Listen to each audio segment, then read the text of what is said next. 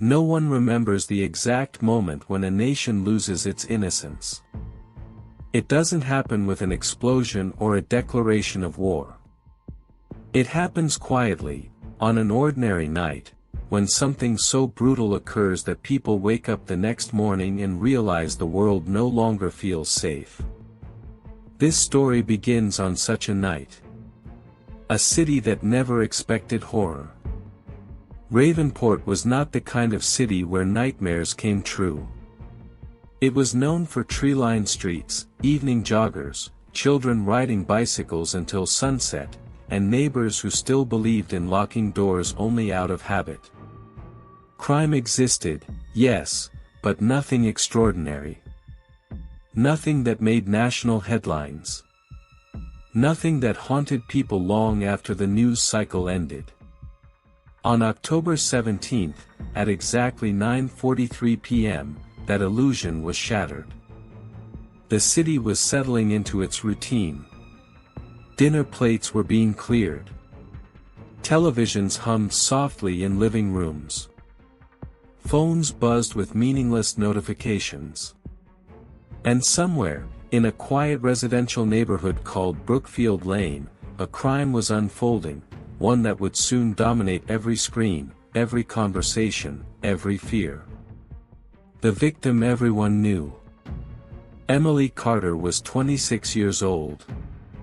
She worked as a junior journalist at the local newspaper, the Ravenport Herald. She wasn't famous. She wasn't wealthy. But she was known. Emily had a habit of noticing things others ignored. She asked uncomfortable questions. She stayed late at city council meetings when other reporters left early. She believed journalism mattered, even when no one was watching. Her colleagues described her as relentlessly curious. Her neighbors described her as quiet, polite, always smiling. Her family described her as too brave for her own good. On that night, Emily left the newsroom later than usual. She had been working on a story, one that never made it to print. The last phone call. At 9:12 p.m., Emily called her older sister, Laura Carter. The call lasted 47 seconds. "Something's wrong," Emily said. Those were her exact words. Laura later told investigators that Emily sounded different. Not panicked, but alert. Focused. As if she had connected dots she wasn't supposed to see. "She told me she'd explain later," Laura recalled. "She said, if anything happens to me, promise me you won't let this go." Laura laughed it off at the time. People always assume there will be a later. There wasn't. A door left open. At 10:26 p.m., a neighbor noticed something strange. Emily's front door was open. Not wide open, just slightly ajar. The porch light was still on. Her car was parked neatly in the driveway. There were no signs of forced entry. At first, no one thought much of it. But when the door remained open for nearly an hour, the neighbor walked closer. That decision would change their life forever. The discovery. Inside the house, everything looked normal. The couch cushions were untouched. A half-finished cup of tea sat cold on the kitchen counter. Emily's laptop bag rested near the dining table. But in the hallway leading to the bedroom, the air felt different. Heavy. Still. The neighbor later said they knew something was wrong before they even reached the door. Emily Carter was found lying on the bedroom floor. She had been stabbed 11 times. There was no sign of struggle. No overturned furniture. No screaming neighbors had heard. Whoever did this hadn't panicked. They had taken their time. The first police response. Police arrived within 6 minutes of the emergency call. What they found confused even the most experienced officers. There were no fingerprints. No obvious murder weapon. No forced entry. The windows were locked. The alarm system was disabled, using the correct code. This was not a random crime. This was personal. Or professional. Or both. One officer reportedly said, "It felt like the scene was cleaned, but not cleaned enough to look staged." That distinction would matter later, the item that didn't belong. At 1:14 a.m., a forensic technician found something strange. Hidden beneath Emily's bed was a USB drive. No label. No fingerprints. It wasn't plugged into her computer. It wasn't mentioned anywhere in her notes. But what raised alarms was how it was hidden. Not casually dropped. Not forgotten. It had been placed there deliberately. As if someone wanted it hidden, but not destroyed. A nation wakes up. By morning, the story had spread beyond Ravenport. A young journalist murdered in her home. Police suspect targeted killing. Was she silenced? Social media exploded. People who had never heard of Emily Carter felt personally violated. Parents hugged their daughters tighter. Journalists everywhere felt a chill run down their spine. This wasn't just a murder. It was a message, the press conference. At 11 a.m., the police chief stood before cameras. "We believe this was an isolated incident," he said. "There is no immediate threat to the public." The nation didn't believe him. Because rumors were already spreading. People inside the newsroom whispered about Emily's last investigation. City officials avoided questions.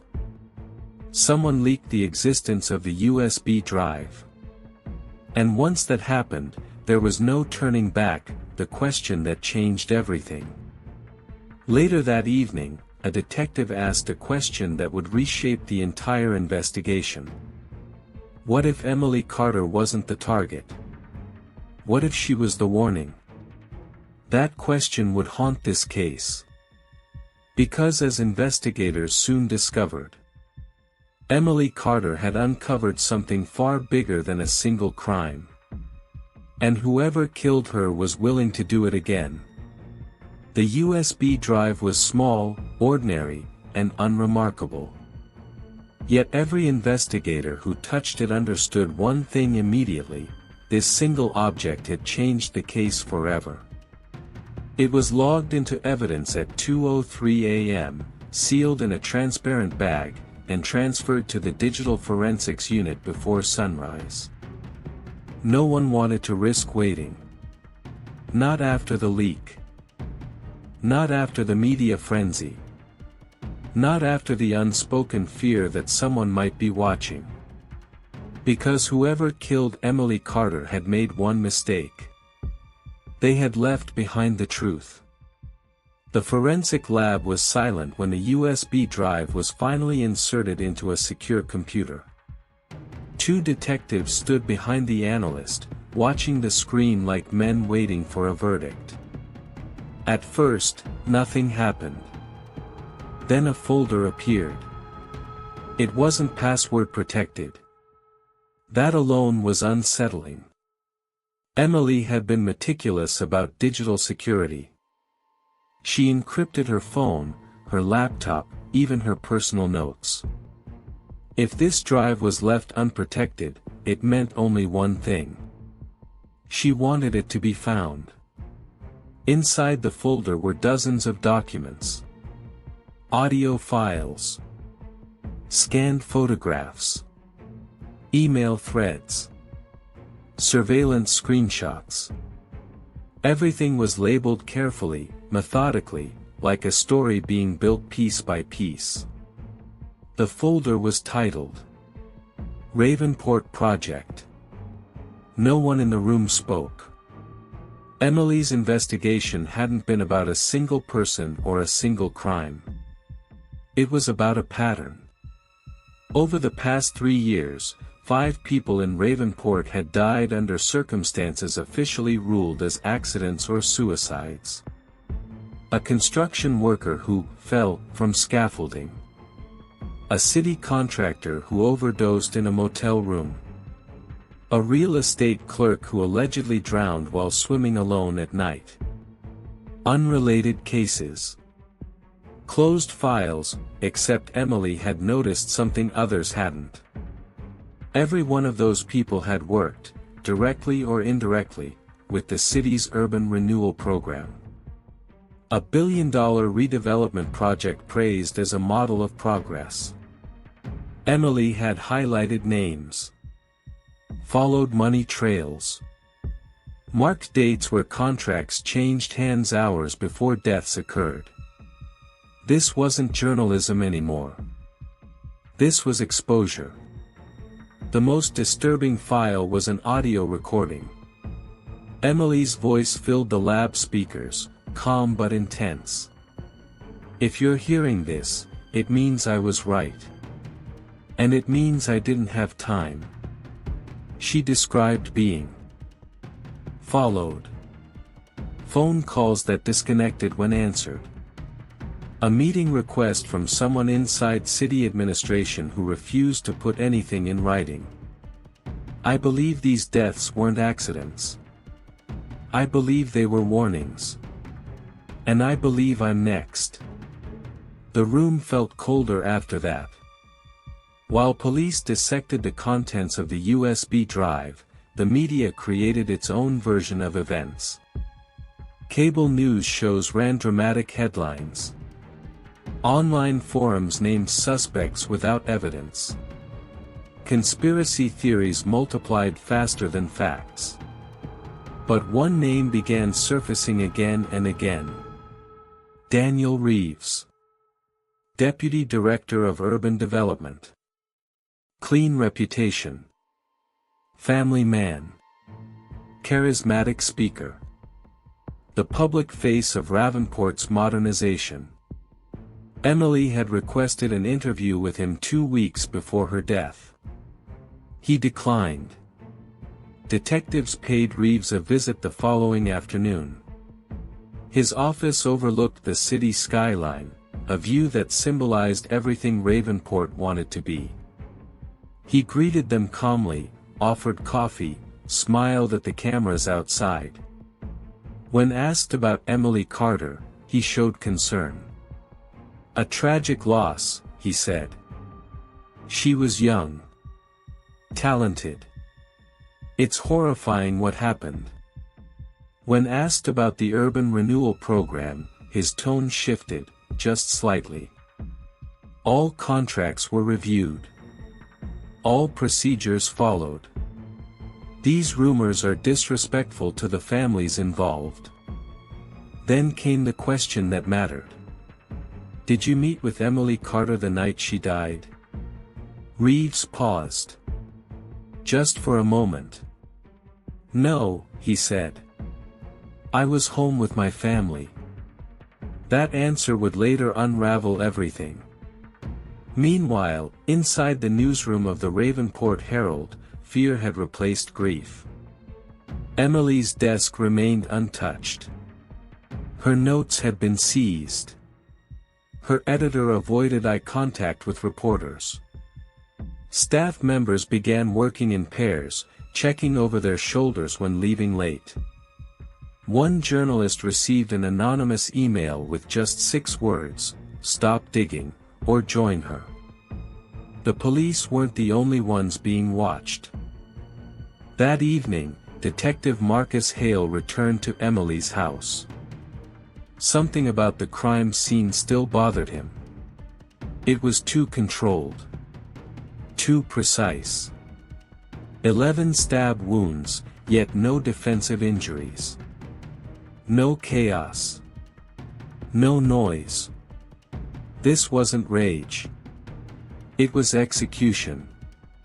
As Hale stood in the bedroom, his eyes fell on something previously overlooked, a small indentation on the wall near the closet. Barely visible. Easily missed. A hidden camera mount. Emily had been recording. But the camera was gone. Which meant someone had known exactly where to look. By midnight, the nation learned a new detail. Police confirmed Emily Carter was investigating corruption at the highest levels of city government. Protests erupted outside City Hall. Social media demanded arrests. The mayor called for calm. And somewhere, in an unknown location, someone watched the chaos unfold with satisfaction. Because the message had been delivered. And the real danger was just beginning. By the third day after Emily Carter's murder, the city of Ravenport was no longer pretending this was an isolated crime. Fear had settled in, not loud or dramatic, but quiet and heavy. The kind of fear that makes people double-lock doors, lower their voices in public, and hesitate before telling the truth. Because now everyone understood one thing. Emily hadn't just been killed. She had been silenced. The missing camera became the center of the investigation. Detectives searched every inch of Emily's house again, hoping the device had been knocked loose or discarded nearby. It hadn't. Whoever removed it knew exactly what they were doing. No wires left behind. No marks. No trace. Which meant the footage still existed. Somewhere. And if Emily had been recording, she had likely captured something, or someone, she wasn't meant to see. Detective Marcus Hale reviewed Emily's call records late into the night. One number appeared repeatedly during the last 2 weeks of her life. It wasn't saved in her contacts. It wasn't traced to any public office. It belonged to Nathan Brooks. A mid-level city accountant. A man no one paid attention to. Until now. Nathan Brooks had worked for the Urban Renewal Program for 7 years. He handled internal payment approvals, the kind of job that never made headlines. He wasn't powerful. He wasn't wealthy. But he was nervous. And nervous people make mistakes. Emily had met him twice, both times in public places. Coffee shops. Busy streets. She never recorded those meetings officially, but handwritten notes recovered from her apartment told a clear story. NB scared. Knows more than he's saying. Mentions fake invoices.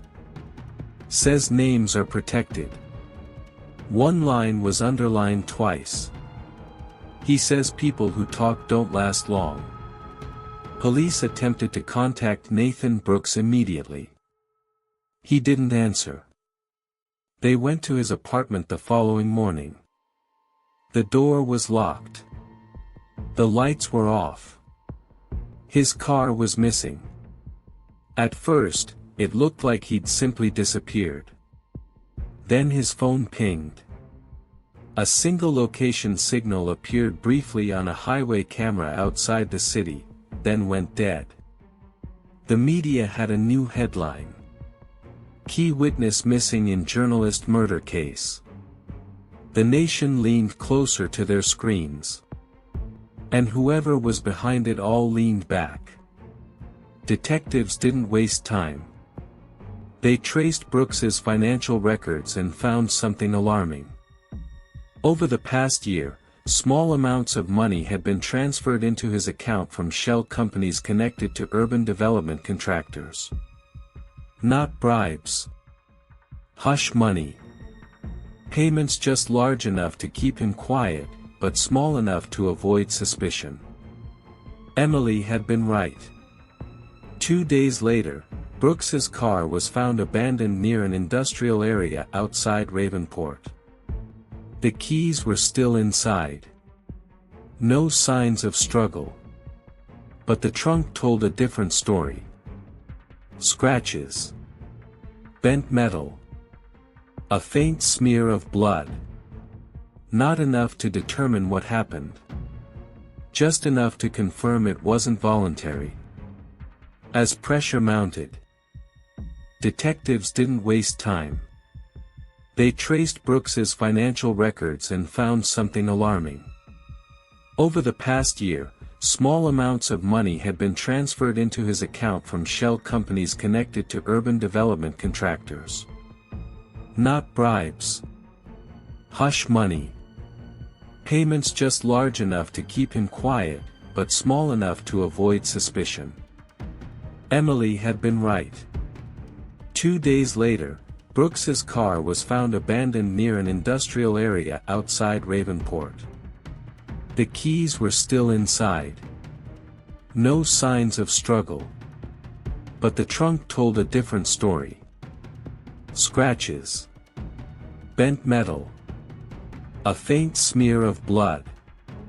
Not enough to determine what happened. Just enough to confirm it wasn't voluntary. As pressure mounted, Deputy Director Daniel Reeves gave another public statement. This time, his voice was firmer. There is no evidence linking the urban renewal program to any wrongdoing, he said. Speculation is dangerous. Let the police do their job. Behind the scenes, investigators discovered something he hadn't mentioned. Reeves had lied about his alibi. Phone data placed him nowhere near his home on the night Emily was killed. His device had gone offline for nearly 3 hours. Long enough to do a lot of damage. Then came the leak that changed everything. An anonymous source sent a video clip to multiple news outlets. The quality was poor. The angle was wrong. The audio barely audible. But it showed a man entering Emily Carter's house that night. His face was partially visible. And it wasn't Daniel Reeves. The nation held its breath. Within minutes, the video went viral. The man was identified as Evan Cole, a private security contractor who had worked closely with the city on redevelopment sites. A fixer. Someone who handled problems quietly. Cole was arrested that same evening. And when questioned, he didn't deny being there. He denied acting alone. In a recorded interrogation that would later be leaked, Cole said something chilling. "I was hired to scare her," he said. "Not to kill her." When asked who hired him, he smiled. "You're asking the wrong question," he replied. "You should be asking who wanted her dead badly enough to change the plan." Before Cole could name anyone, the lights in the interrogation room went out. Just for 6 seconds. When they came back on, Cole was unconscious on the floor. An apparent heart attack. He never spoke again. By the time doctors pronounced him dead, one thing was clear. This wasn't about covering up a crime anymore. This was about controlling the truth. And the truth was killing people.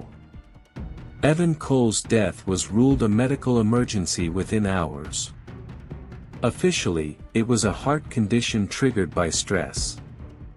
Unofficially, no one believed that story. Not the detectives who watched a healthy man collapse under flickering lights.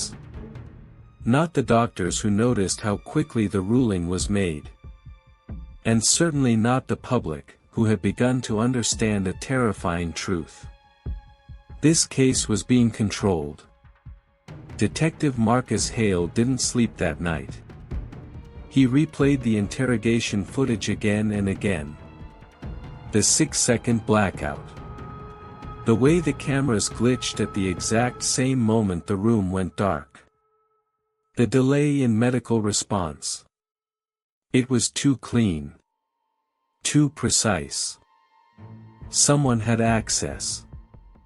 Someone powerful enough to bend protocol without leaving fingerprints. And that meant the killer wasn't hiding in alleyways. They were hiding in offices. The next break came from an unexpected place. Emily's editor, a woman who had avoided the investigation out of fear, finally came forward. She handed Hale a sealed envelope Emily had left in her desk weeks before her death. On the front, in Emily's handwriting, were the words, "Only open if I disappear." Inside was a flash drive different from the first one. This one was encrypted. And it came with a warning. It took cybercrime experts 12 hours to crack the encryption. What they found wasn't video. It was audio. Dozens of recordings. Time-stamped and carefully catalogued. Some were phone calls. Some were meetings. Some were clearly recorded without consent. Emily had been listening. One recording stood out.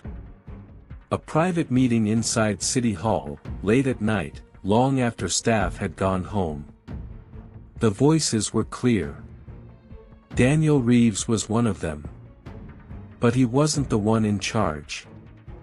The second voice belonged to someone far more dangerous. Richard Halvorson. Real estate magnate. Major political donor. Publicly respected philanthropist. The kind of man whose name appeared on hospitals and scholarships. In the recording, Halvorson spoke calmly about delays, contracts, and liabilities. Then he said something that made everyone in the room freeze. People who don't cooperate become obstacles. And obstacles are removed. Reeves didn't argue. He agreed. That single recording changed the case. But it also painted a target on every investigator involved. Within 24 hours, the task force was reduced. Officers were reassigned. Warrants were delayed. Requests for subpoenas disappeared into bureaucracy. Someone was applying pressure. Hard. Then came the call that nearly ended the investigation. Detective Hale's wife answered the phone late that evening. No one spoke. Then a voice said, "Tell your husband to stop." The line went dead. Hale moved his family into protective custody the same night. Because now this wasn't just about justice. It was survival. Meanwhile, a development shook the nation. Nathan Brooks's body was found.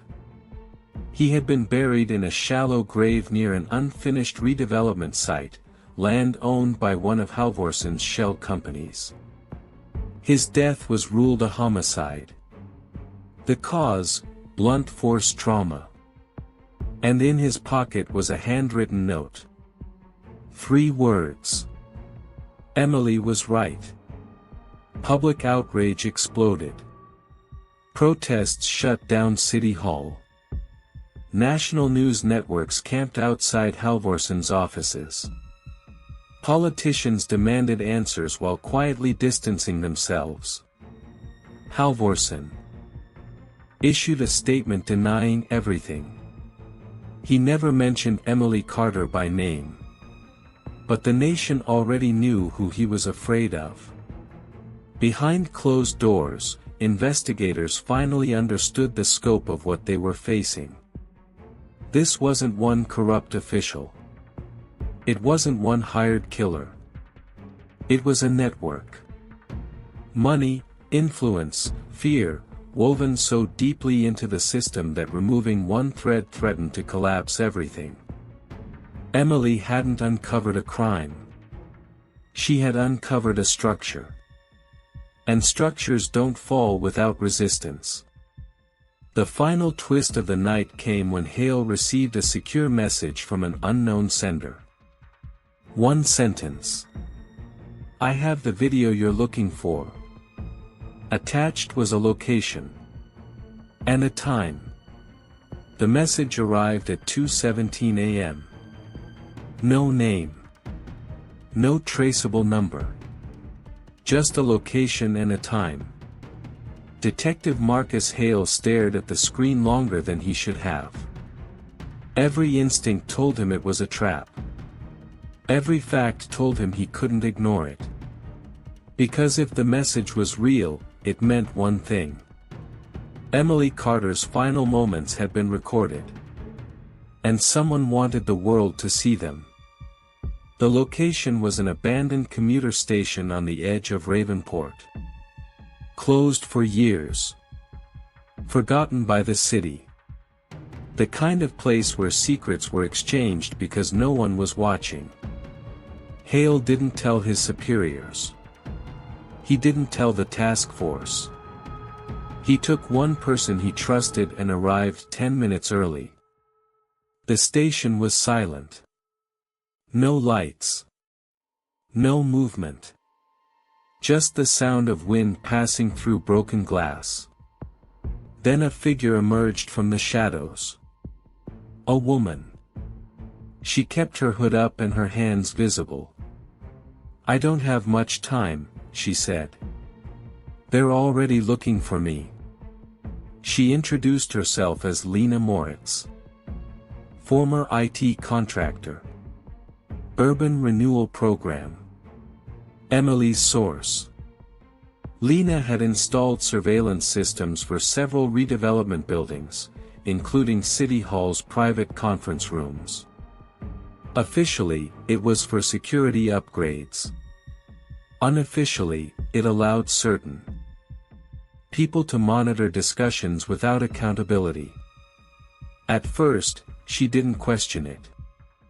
Then she heard Emily Carter's name mentioned. Repeatedly. She wasn't supposed to die, Lena said. They wanted her scared. Silent. The killing changed everything. Lena handed Hale a small encrypted device. "The video is on here. And backups. Multiple locations. If anything happens to me, it goes public." For the first time in days, Hale felt something close to hope. The video was undeniable. Emily Carter sat at her dining table, calm but alert. The timestamp matched the night of her murder. The door opened.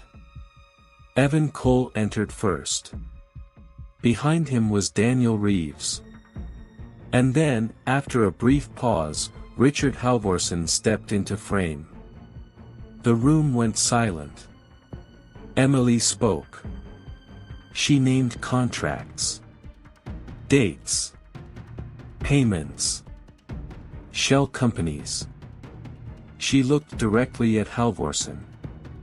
"You can't bury this," she said. Halvorsen smiled. "You already dug your grave." The video cut off seconds later. But it didn't need more. The truth had spoken. Hale knew better than to wait for permission. He leaked the video. Not to one outlet. To all of them. At 9 p.m. that night, the nation watched. News anchors struggled to speak. Comment sections froze. Phones buzzed non-stop. The footage was everywhere. And for the first time, power had nowhere to hide. Richard Halvorsen was arrested within hours. Daniel Reeves resigned before dawn. City Hall shut down. Investigations expanded nationwide. Emily Carter's face appeared on screens across the country, not as a victim, but as a symbol. But justice never comes without cost. Lena Moritz disappeared 2 days later. Her apartment was empty. Her phone destroyed. Her name quietly removed from official records. The case was closed soon after. Too soon. Officially, the story ended with convictions, reforms, and statements of regret. Unofficially, everyone knew the truth. The system hadn't been dismantled. Only exposed. Emily Carter had done her job. She told the story. And the nation would never forget the night it realized how fragile truth really is. The arrests did not bring peace. They never do. For a brief moment, the nation felt relief. Headlines spoke of justice. Politicians praised law enforcement. News panels debated reform as if corruption had been cured by a few handcuffs. But beneath the surface, something darker was happening. The truth had come out. And now the system was trying to survive it. Richard Halvorsen sat in a private holding cell, calm and composed. He wore the same tailored suit he had worn in the leaked video. He did not ask for water. He did not ask for a lawyer. He knew one was already on the way. By morning, an entire legal army surrounded him. Former prosecutors, crisis managers, political advisors, men and women who had spent their lives protecting people exactly like him. They didn't deny the video. They attacked the narrative. Daniel Reeves was less composed. He avoided cameras, refused interviews, issued a statement claiming coercion, fear, and pressure from powerful figures. "I was threatened," he said. Emily Carter's death was never part of the plan. That sentence alone ignited public fury. Because it confirmed what everyone suspected. Her life had been treated like collateral. Detective Marcus Hale was removed from the task force 3 days later. Official reason, procedural violations. Unofficial reason, he leaked the truth. His badge was taken. His access revoked. His career quietly dismantled. No one said it out loud, but the message was clear. Do not confuse justice with permission. The trial preparations exposed just how deep the damage went. Judges recused themselves. Witnesses changed statements. Evidence was ruled inadmissible due to technicalities no one had questioned before. Files disappeared. Timelines shifted. And slowly, the narrative began to soften. Emily Carter's murder was no longer discussed as an execution. It became a tragedy. An accident of escalation. A mistake. Then something unexpected happened. Emily's voice returned. A podcast episode was released anonymously on a Sunday night. No promotion. No warning. Just a title. Emily Carter, unfinished. The audio was raw. Emily's notes. Her recordings. Her doubts. Her fear. And her final words. If they kill me, they'll say it was complicated.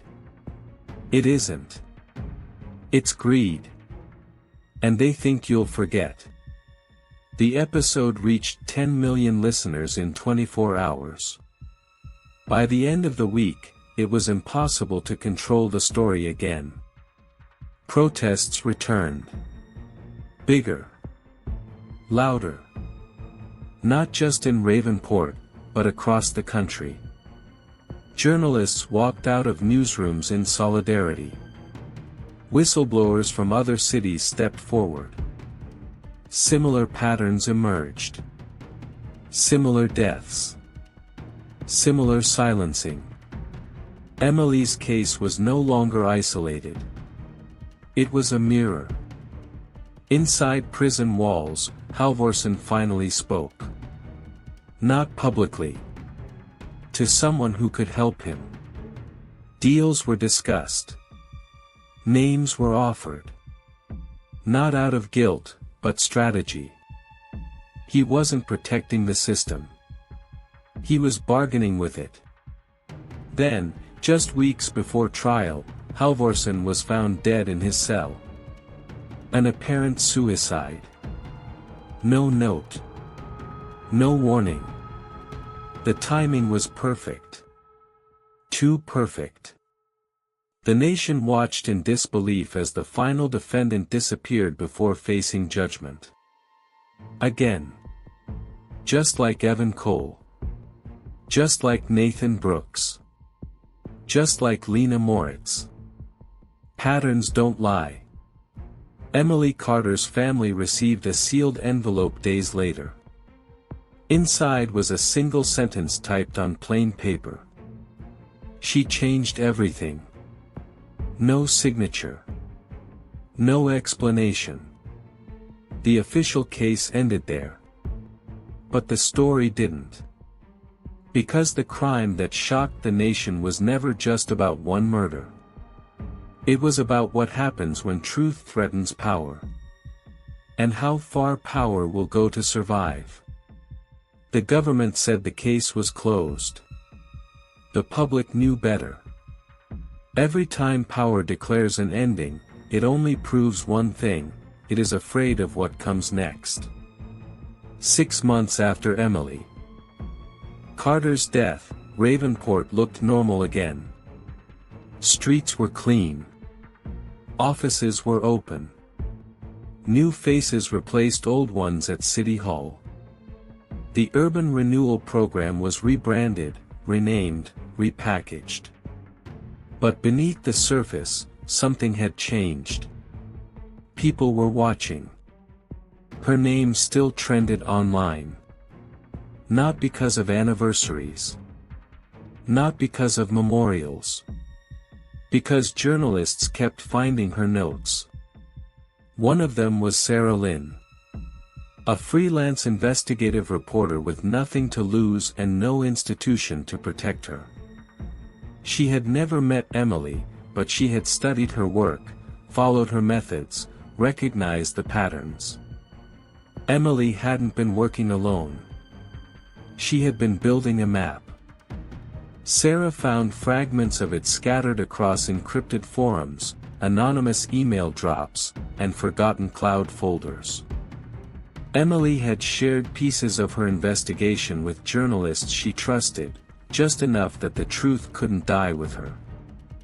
That was the mistake power never saw coming. Then the federal subpoenas began. Quietly. No press conferences. No announcements. Banking institutions received requests for decades-old transactions.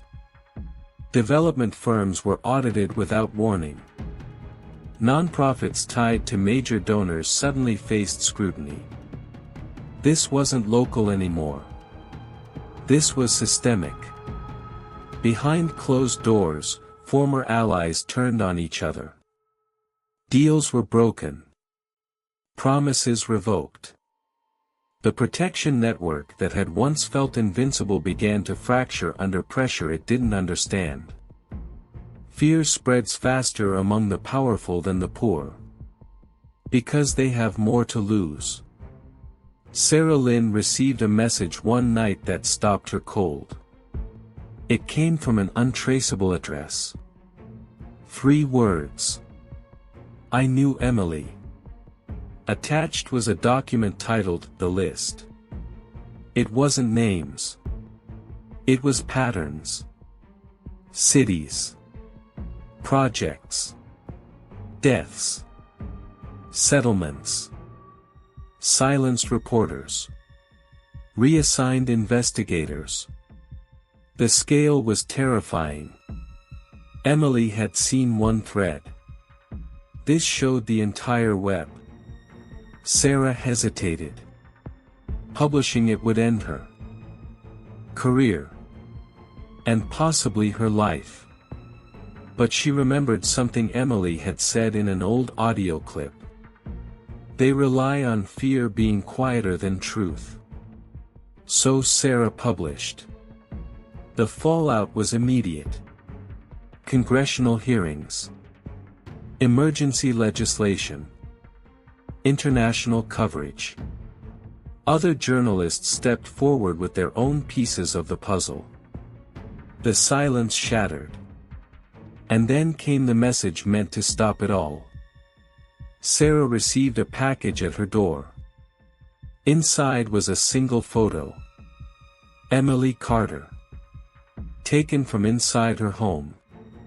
Before the murder. On the back, 3 words written in red ink. We remember too. Sarah didn't back down. She released the photo. The threat became evidence. The nation watched in real time as the story outgrew its creators. It was no longer about Ravenport. It was about a choice every society faces. Comfort or truth. Silence or risk. Emily Carter never lived to see what she started. But her story refused to end. Because once people learn how power hides, they never stop looking. Truth does not arrive quietly. It arrives like a fracture, splitting lives, careers, families, and illusions. And for those who carry it, the cost is never abstract. Sarah Lynn learned that quickly. After publishing the list, her world began shrinking. Friends stopped calling. Editors stopped replying. Her landlord asked questions that felt rehearsed. Her phone battery drained faster than usual. Her email inbox filled with warnings disguised as concern. You should be careful. You don't know who you're dealing with. This isn't your fight. But Emily's notes had taught her something important. When people tell you to stop, it's because you're close. Federal investigators confirmed the existence of a covert task force operating outside traditional channels. No press releases. No official names. Just analysts, auditors, and prosecutors working in silence. They weren't chasing individuals. They were mapping systems. And systems don't scream when threatened. They erase. One by one, articles exposing corruption began disappearing from the internet. Search results redirected. Archived pages vanished. Entire databases were suddenly under maintenance. The story wasn't being attacked. It was being buried. Sarah moved apartments twice in a month. It didn't help. She found her door unlocked one morning. Nothing stolen. Nothing broken. Just her laptop placed neatly on the kitchen table, open to Emily Carter's final audio file. Someone had been inside. Someone wanted her to know.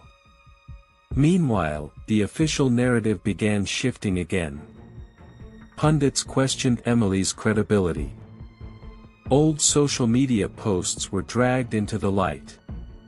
Anonymous sources suggested she had been unstable. Obsessed. Reckless. They weren't attacking the evidence. They were attacking her. That's how you rewrite history without touching the facts. Then came the funeral no one expected. A former contractor connected to urban development was found dead in another state. Another suicide. Another closed case. But Sarah noticed something others didn't. The timing matched a sealed indictment. Someone was cleaning up. Emily's parents stayed silent throughout it all. Until her mother spoke. Standing in front of cameras, holding Emily's childhood photo, she said one sentence that cut through everything. "They keep killing the story because they're afraid of what it says about them." There was no anger in her voice. Only clarity. That night, Sarah received a call from a blocked number. "You can still walk away," the voice said. "This ends if you let it." Sarah didn't argue. She didn't threaten. She asked one question. "Why are you still calling me if it's already over?" The line went silent. The next morning, the final piece arrived. An encrypted archive labeled "Insurance." Inside were documents linking political campaigns, corporate donations, judicial appointments, and silenced investigations across multiple administrations. This wasn't corruption. This was infrastructure. And releasing it would change everything. Sarah hesitated for exactly 1 hour. Then she scheduled the publication. Not under her name. Under Emily's. The story went live at midnight. By dawn, international outlets were covering it. By noon, arrests were being discussed at the highest levels. And by evening, someone tried to stop it permanently. Sarah's apartment caught fire. She survived. Barely. The official cause was faulty wiring. No one believed it. In the ashes, investigators found one thing untouched. A printed photo of Emily Carter. Truth doesn't burn easily. The fire did what it was meant to do. It slowed nothing. By the time investigators labeled Sarah Lynn's apartment fire an accident, the evidence she had released was already mirrored across thousands of servers worldwide. Journalists, activists, and independent archivists had learned from Emily Carter's mistake. Truth survives only when it's shared. And now it was everywhere. Emergency hearings were called in Washington. Not public ones. Closed-door sessions where lawmakers spoke in careful language and avoided eye contact. Names were mentioned quietly. Connections drawn reluctantly. Deals discussed urgently.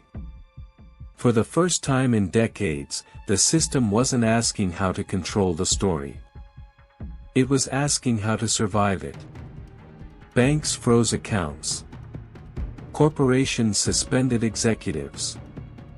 Politicians resigned citing personal reasons. Judges stepped aside. Lobbying firms dissolved overnight. Each move looked responsible in isolation. Together, they looked like panic. Sarah Lynn disappeared from public view. Not because she was silenced. Because she was protected. A federal safe house. A new identity.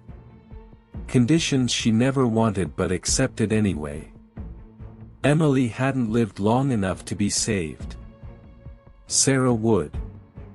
That difference haunted her. Then came the final leak. No announcement. No teaser. Just a data drop so large it took analysts weeks to understand.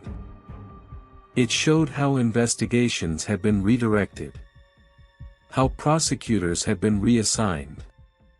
How funding flowed away from uncomfortable cases. And buried deep inside was something no one expected. A directive. Years old. Signed by people no longer in office. It instructed agencies to avoid destabilizing inquiries related to infrastructure development. In other words, don't ask questions that threaten powerful interests. The crime wasn't hidden. It was permitted. The nation reacted with something deeper than outrage. Recognition. People saw the pattern in their own lives. Their own cities. Their own losses. Protests became movements. Movements became demands. And for once, those demands were impossible to ignore. A special independent tribunal was formed. International observers were invited. Proceedings were televised. No more shadows. Witnesses came forward. Some trembling. Some defiant. Some relieved. They spoke of fear. Of warnings. Of careers ended quietly. They spoke of Emily Carter. Over and over. The final moment came when a former senior official took the stand. He didn't deny anything. He didn't apologize. He said something worse. This is how the system works. You just happened to notice. The silence that followed was deafening. Because everyone understood what that meant. The crime that shocked the nation was no longer a murder. It was a revelation. As verdicts approached, one question dominated every conversation. Was it worth it? The careers destroyed. The lives lost. The scars left behind. Emily Carter never answered that question. She left it for the nation to decide. And the nation was about to. The verdicts came quietly. No dramatic music. No cheering crowds. Just judges reading sentences in rooms heavy with history. Some were found guilty. Some walked free. Some would never face a courtroom at all. Justice, it turned out, was not a single moment. It was uneven. Imperfect. Incomplete. But it was real. Richard Halvorson's name was erased from buildings, charities, and awards. Daniel Reeves received a reduced sentence in exchange for cooperation. Others resigned, vanished, or faded into carefully constructed obscurity. The system bent. It did not break. And perhaps that was the most honest ending of all. Emily Carter's case file was officially closed 1 year after her death. But her story wasn't archived. It was taught. Journalism schools studied her methods. Whistleblower laws were rewritten in her name. Newsrooms quietly changed how they handled sensitive investigations. Not because they wanted to be brave. Because they understood the cost of not being careful. Sarah Lynn never returned to public reporting. She wrote one final piece. Not about corruption. Not about trials. About fear. How it spreads, she wrote. How it survives. How it loses power the moment it's named. Then she disappeared into a life no one would ever write about. That was the deal. Emily's parents visited her grave on a quiet morning. No cameras. No speeches. Just a headstone that read. She told the truth. Nothing more was needed. Years later, people still argue about the case. Some say Emily was reckless. Some say she was a hero. Some say nothing really changed. All of them are partly right. Because the truth doesn't save everyone. It only gives people a choice. The crime that shocked the entire nation was never just about a woman murdered in her home. It was about what happens when someone refuses to look away. It was about the price of asking the wrong questions. And it was about the uncomfortable reality that systems don't collapse from evil alone. They survive because good people hesitate. Emily Carter didn't hesitate. And because of that, the nation was forced to look at itself. Even if it didn't like what it saw. Evil doesn't need chaos to survive. It only needs good people to hesitate.